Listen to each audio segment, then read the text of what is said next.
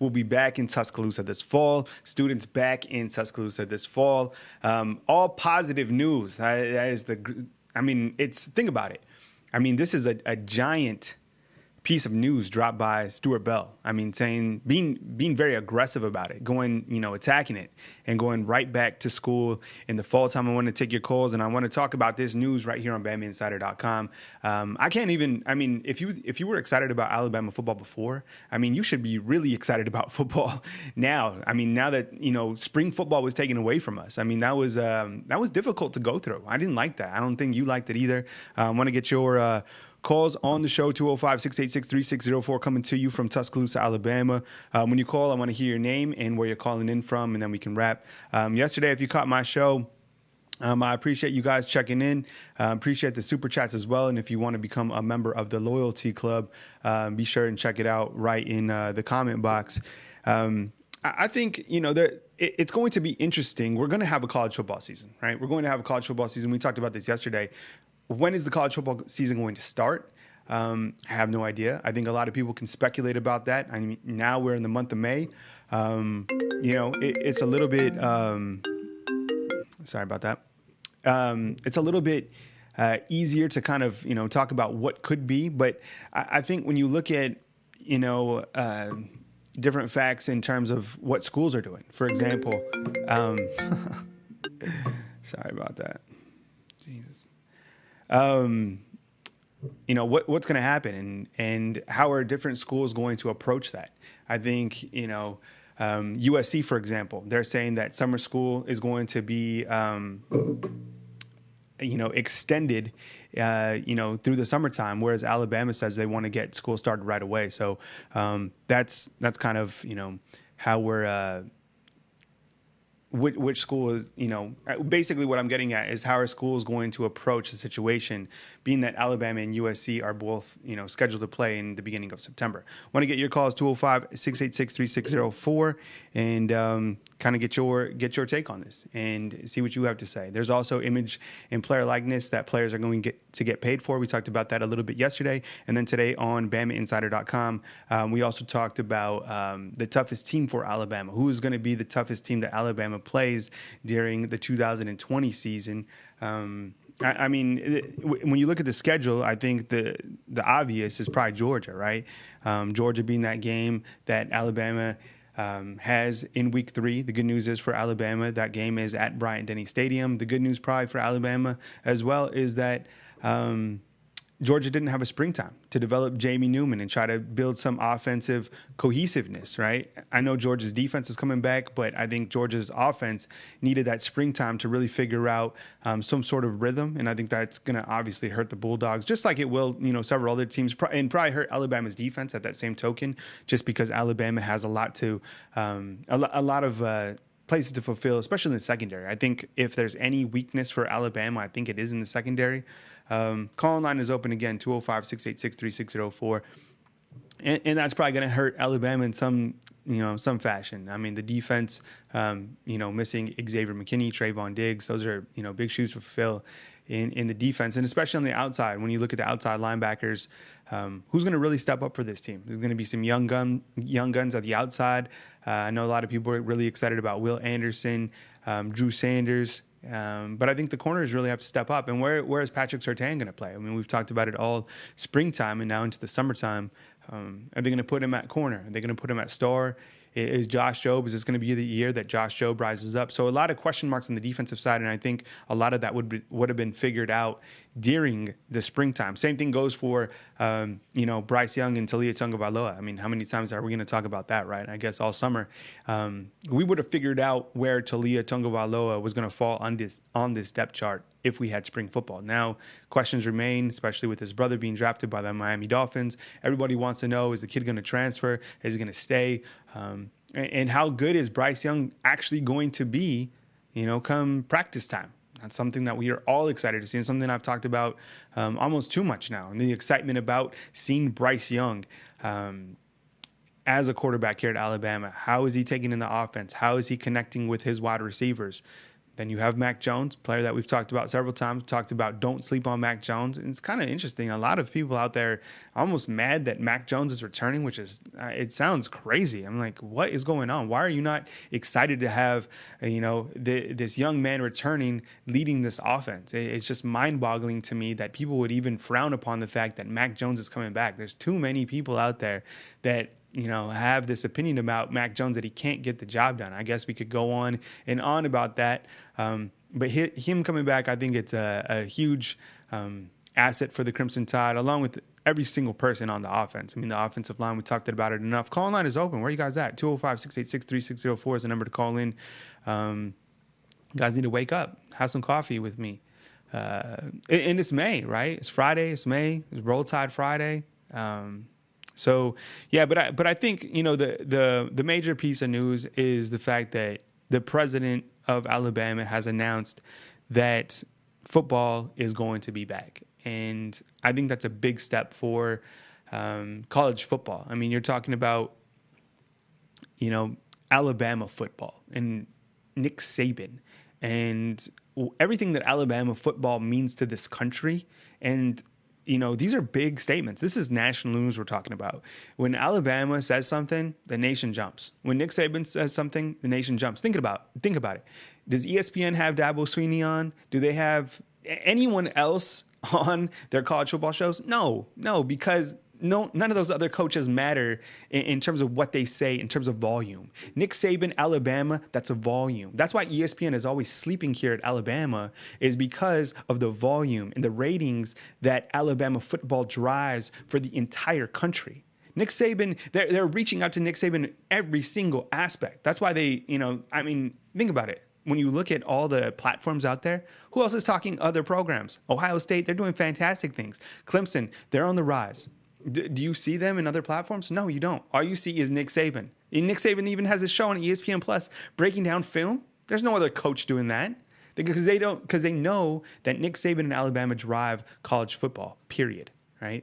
And also when you're talking recruiting, I know someone said on recruiting that, they want more recruiting. I mean, Alabama, yeah, they have 3 commitments right now. They're going to have a ton of room to make up, right, before this recruiting class is all over. Ohio State has 17 commitments. Nick Saban has, some guys certainly that he's chasing, but I don't think necessarily he has to chase those guys. I just think he has to flex on the fact that he can get you to the playoffs, he can get you to the national championship, he can get you into the NFL, right? Plain and simple. And we've talked about that several times before. I already said in the video that he's the first-round draft king, right? Thumbs up if you agree with that. So where are you guys coming in from? I'm checking in the comment box right now. You guys know where I'm coming from. Tuscaloosa, Alabama. 205-686-3604 is the call-in line. We've been doing some new Loyalty Club member videos, so be sure and check that out on our YouTube channel. Of course, all the coverage back on BamaInsider.com. We appreciate you guys calling in. We appreciate you guys checking in. And what's up, New Jack? I see you. See you guys in the comment box. We appreciate you guys being here. Please thumbs up. We appreciate the thumbs up and the positivity.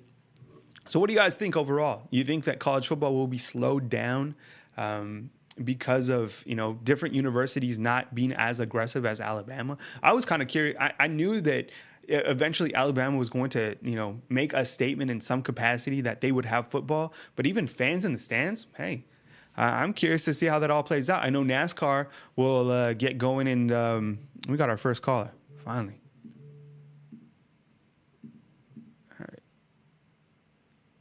Hey, what's going on? You're on the line with Kyle Henderson. Who I'm on the line with, and where are you calling in from? Cam Grant from North Carolina. Hey, what's up, buddy? How you doing today? You having a good Friday? Good. Yeah, I'm doing pretty good. How about you? I'm doing good, man. Waiting for people to call in. I guess I'm the only person excited to talk college football, right? In May. So, my goodness. So let's see what's up, man. Just take the show. Just please talk football with me. Oh my goodness. That's big news that to hear from the people, the college people, that they're going to get the football schedule back in order. But man, I think it's definitely going to help Alabama with getting back on campus. It's it's almost getting depressing to see all these kids that Alabama's trying to get, but they're choosing other schools. So hopefully it's a help heat up the recruiting and commitment for us, get the ball rolling back, get us back on track. Yeah, I think so. I think when you look at the recruiting and kind of the slow start, I think a lot of it had to do because Alabama couldn't have recruits come in March and April, right? Plain and simple. So I don't know, because I don't know what's going to happen in the summertime, because Alabama has their camps in June. I don't know if they're going to push that to July. I don't even know if these camps are going to take place, but these camps are so important because Alabama brings their guys, their main guys during that particular time. I don't know if those camps are going to go down, but if Alabama can start even branching out to, connect in person with these recruits, I think that'll start. I also think a big name to jump on board will start this recruiting process. A lot of people talk about Kool-Aid, McKinstry, right? And if Alabama can land a player of that caliber, then maybe things will start to get going. Right. I think maybe it's going to take us to be able to, flip a couple of these guys that chose these other schools over us too, because eventually, time is going to run out on us. I just can't wait for it to start up, man. I don't know. That's been depressing so far. Yeah, I think you're right. I mean, we're in May. You got May, June, July. In terms of the recruiting, I mean, you certainly need guys to start getting on board. And if Alabama, like I just said, if they can't recruit in June and July, and here's the thing, yesterday, I was talking to a source yesterday. Let's say Alabama can start to have, or particular states can have camps, right? You can have camps in, let's say, Georgia that open up. Coaches, if one particular state can't recruit that state, then no other states can recruit. So it slows down recruiting for everybody. So it goes back to the fact that like every state has to be on board, and we're just talking recruiting, right? The NCAA is not going to give a unfair advantage to different states. And I think that could come into play too. I know different states are being different, more aggressive than others. And that's why I ask, kind of reverting to the first game of the season. I know, President Bell is really excited about starting the season up, but California, I have no idea what they're going to do. I know they're not being as aggressive as Alabama, because in the playing, the fact is it comes down to money, right? Tuscaloosa needs Alabama football, period. This town will crumble without fan attendance and without those TV contracts. Alabama football drives Tuscaloosa's economy, period, right? Whereas USC, I mean, come on, they have no impact to California's economy, none. Right. That's it, right? So Alabama has to be aggressive, and they should be. I mean, they have to fight for this city and have to keep things going. I've seen several restaurants, I know business owners that are done because of slowing down these last couple months. Right. And I personally feel that we need all of our games, the first two, before we play Georgia. Because I think that's going to, even though we're playing at home, that's not going to be an easy game. Because their defense, if nothing else, is going to play lights out. Because we've beaten them the last couple of times. They really had us, and we had to, come back and take over the game. So they're going to come to win.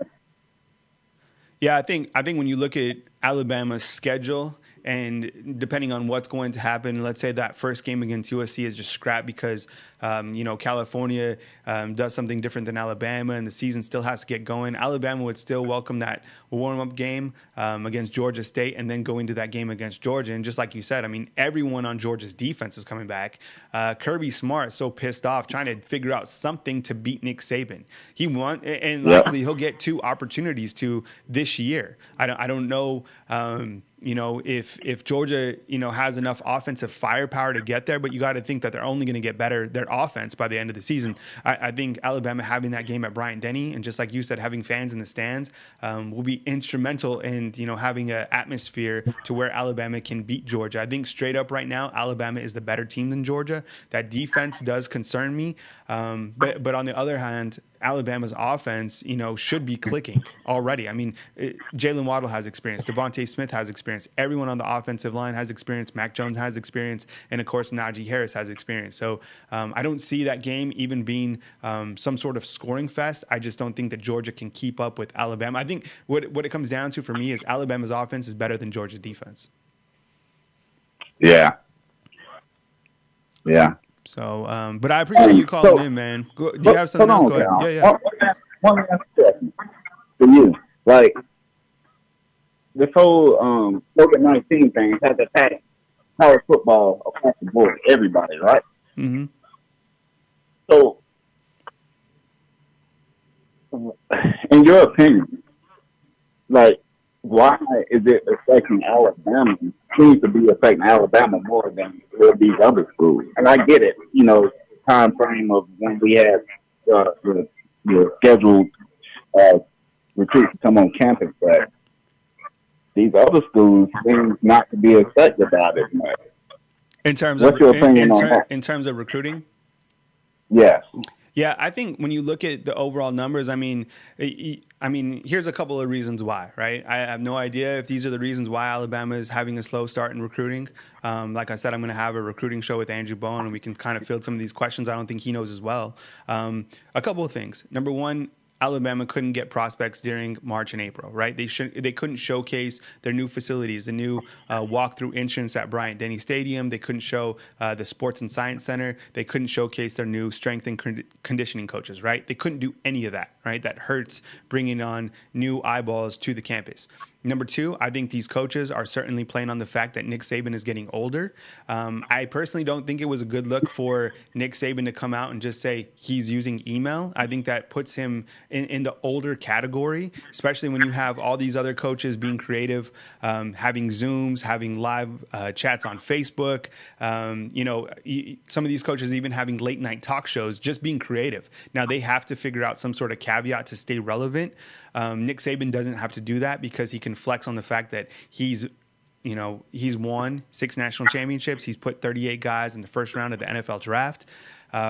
But I think it comes down to the fact that Ohio State, Clemson, Florida, even Tennessee, who you look at are rolling, they have younger coaching staffs that are saying, hey, this guy's getting old. This guy in Alabama, he's getting old. The game is changing him. And these guys are playing off that. And these guys are being more creative, and I think that could also be a difference, right? I don't know if that's the case because Alabama has a very good recruiting staff. I mean, you look who's on board. I mean, Steve Sarkisian's done a good job on the West Coast. And the third reason is this. As someone said it in the comment box. I know a lot of people aren't going to like to hear this, but a lot of people are going to point fingers back to Pete Golding, and they're going to say, if I'm a defensive player, do I want to go to Alabama and play for Pete Golding?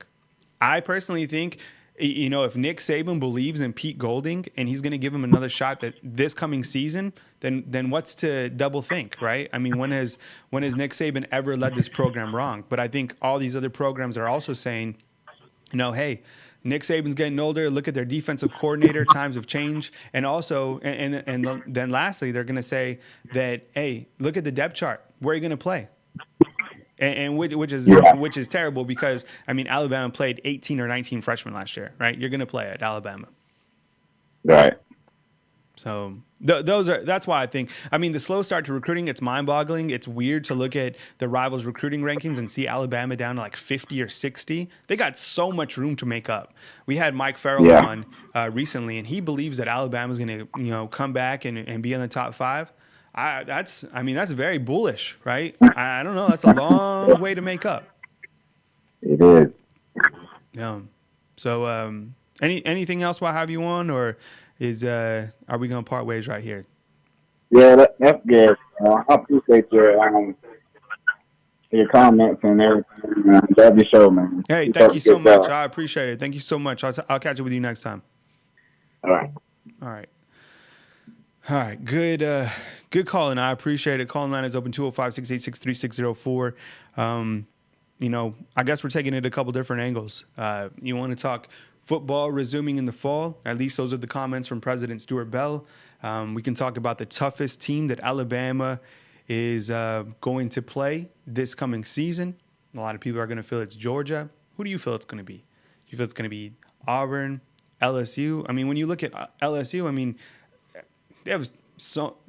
mean, losing Joe Burrow, all those guys that they lost, right? I mean, I think the only thing that's going to be tough is Alabama playing in Baton Rouge. Tennessee, I mean, yeah, they're making up recruiting ground, but do you really feel that Alabama is going to be challenged by Tennessee? I don't. Hey, what's going on? You're on the line with Kyle Henderson. Who I'm on the line with, and where are you calling in from? It's Xavier Duke from San Diego, California. He's real high fan here.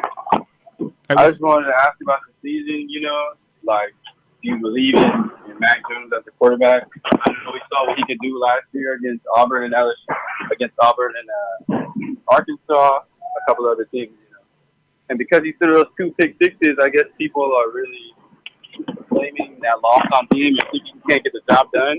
But they're not looking enough at what he did. Putting up like 45 points against Auburn's defense, I think that's really impressive.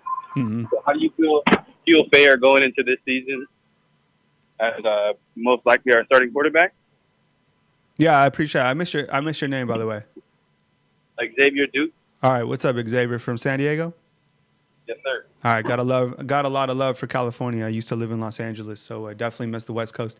I think when you talk about a player like Mac Jones, I mean, I have a lot of confidence in Mac Jones. I mean, the type of player that he is, a fiery competitor, sleepy athleticism. A lot of people just look at him and feel that he's not an athletic quarterback. He's a very athletic quarterback, and I think a lot of people like to fixate on the fact of just that Auburn game. But I think if you look at Mac Jones collectively, not only just last season, I think throughout his career at Alabama, a lot of people forget that he was an 8A MVP.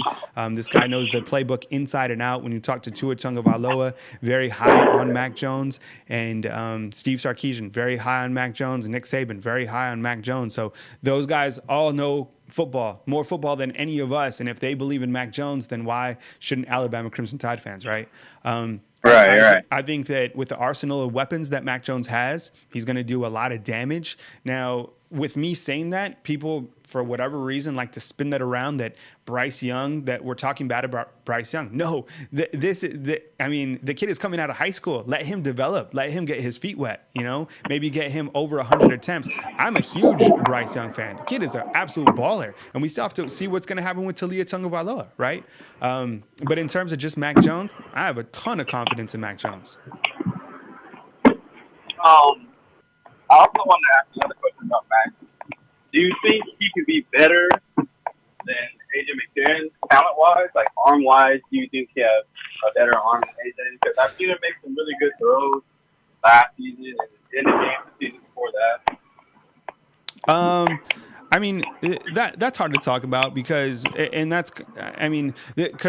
there's one area that I want to see Mac Jones improve on, I think it's the arm strength. And I hope he's developing more arm strength this coming season. There was a couple times where he floated balls, and I think that really that hurt him in different times. And we've talked about that before. But I mean, the kid's a hard worker. He's certainly a leader of this team, kind of has that quiet alpha mentality about him that he's returning. A lot of people like Mac Jones. I don't know if he's going to be, certainly not as well remembered as A.J. McCarron unless he wins a national championship here. But Mac Jones can certainly get the job done, and, I think he's going to be a fine quarterback this season. Just one last question for Kyle. You said, who do you think will be the other starting defensive end on the side of Chris Allen? I've been waiting to see Ben Davis break out, but I want to see him one sack his whole career. I'm excited to see maybe he can get something done this year. Do you believe he can be productive on the field for us? I don't know. I mean, I think when you look at when you start talking breakout players, I think, Chris Allen should finally have his year at Alabama. I think when you look at edge rushers, it's probably going to be one of these freshmen that are coming in. You have Will Anderson, you have Demoy Kennedy, you have Drew Sanders, a lot of young talent in that area. Then you look at the guys who are already on the roster. Ben Davis has been here for forever. A lot of people are waiting to see if he can finally do something at this level. I guess that's to be determined. I think when you look at other pass rushers that can get to the quarterback, someone asked about LeBron Ray. LeBron Ray is a guy that we're really excited to see.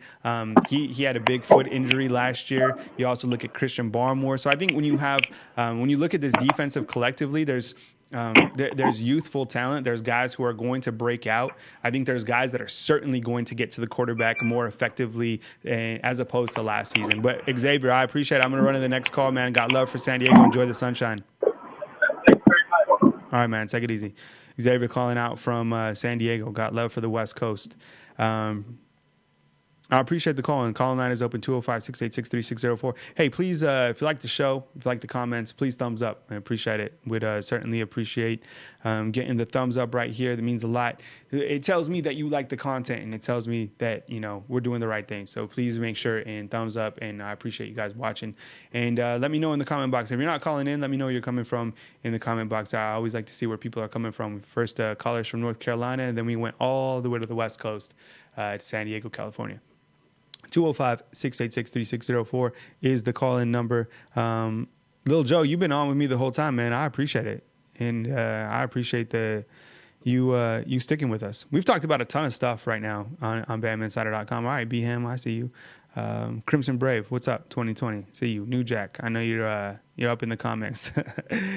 And yeah, so I don't know. I guess the biggest news for today is just the simple fact that President Stuart Bell has announced that there is going to be football back in Tuscaloosa, Alabama, which is fantastic. And I think it's a big statement for college football, right? I think it's a big give me 1 second real quick. I got to do something. When I do the show, I do so much behind the scenes. I do all the graphical work too on BamaInsider.com. So like all the graphics that you see, I'm responsible for the graphics. We do a lot of the content strategizing with Tony, Tyler, Bone. So I wear many different hats. But I think when you talk about, if you're out there and like you're a young gun and you're trying to figure out what to do in life, do something and do something that you can, don't just do one thing good, do several things good, right? I think people like that. So I'll always do different things. 205-686-3604 is the call-in line. What's up, Montgomery? All right, we got, did we get someone from Toronto? What's up? All right, we got someone from our friendly neighbor to the north. What's up, John? I see you. As we continue, like to get some more comments and some more calls. 205-686-3604 is the call-in line, and get your take on Alabama having this, really making the statement, really being one of the first flagship programs in college football to say, we are going to have football. We expect to have football. We expect to have students on campus. It's a very aggressive approach, but I think now is a time to be aggressive, especially when you have a city like Tuscaloosa that is struggling, that depends on, the financials from football. And just like I said earlier, USC is taking a different approach than Alabama. And the fact it's all relative to money, right? And it's all relative to the fact that what the university provides to the city and to the state. Whereas Alabama football, Tuscaloosa needs Alabama football. If you've ever been to Tuscaloosa, Alabama football makes this city go, right? Down the strip, all those businesses struggling right now, struggled during the summertime. But those 6 home games that they get, that stimulates the economy. So you need to get football going. You need to get school going. And we need to also be, proactive about and creative about, social distancing approaches. I'm no expert in that. I don't think anybody is. I'm curious to see what Stuart Bell has in mind going forward. But anyways, what he said last night, that they expect football to be back, I think the part that kind of struck out to me is I expect football to be back. We talked about that before, but to have fans in the stands, how are they going to have fans in the stands? I'm kind of curious to see what transpires about that. But I think we need more data points to figure out where we are and if it's okay to have fans in the stands. And just as I mentioned, and someone pointed it out earlier, NASCAR is going to start in mid-May, but no fans.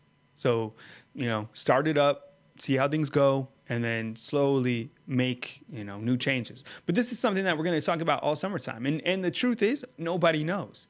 And I talked about this yesterday.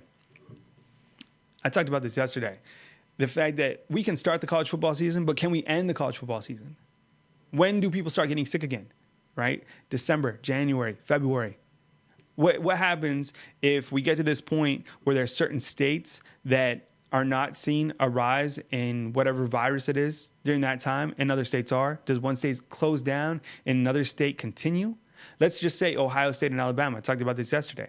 Would Ohio State have to pull out of some sort of playoffs and Alabama, is now, wins by some, by some technicality? Could you imagine that? That would be worst case scenario. I have no idea what's going to happen, but something along those lines, could potentially happen. I guess anything could happen. But no, thanks for checking in. 205-686-3604 is the call-in line number. And as I mentioned earlier, I know a lot of people want to talk recruiting. Andrew Bono and I have talked about, putting together a recruiting show just particularly for you. And we're thinking about doing that either Monday or Tuesday night. So I'll be in connection with you regarding our recruiting show. Thank you so much for joining me today. I appreciate it. Got a couple calls. I'd like to get more calls. Maybe I need to put the show back at night. I was just kind of, getting in the rhythm of talking football again and wanted to see kind of the response. But no, it's good. It's good to talk with you today. I appreciate it. I hope you guys have a killer weekend wherever you're from, whether you're here in Alabama, if you're East Coast, West Coast, or if you're our friendly neighbor up in the north in Canada. It's all good, right? I hope you guys all have a productive weekend, and I hope you get to spend some time with your family and your loved ones. As I always say at the end of the show, thank you so much to our men and women serving this great country overseas. We appreciate what you do. Have a great weekend, everyone. My name is Kyle Henderson of BamaInsider.com. We're not done with the content. Stick around on the channel because we got more content coming your way on BamaInsider.com. Please hit the thumbs up button, hit the bell. Remember to subscribe. We'll catch you guys soon from BamaInsider.com. Roll Tide Friday. You guys go have a good one, right? All right. See you soon right here on BamaInsider.com.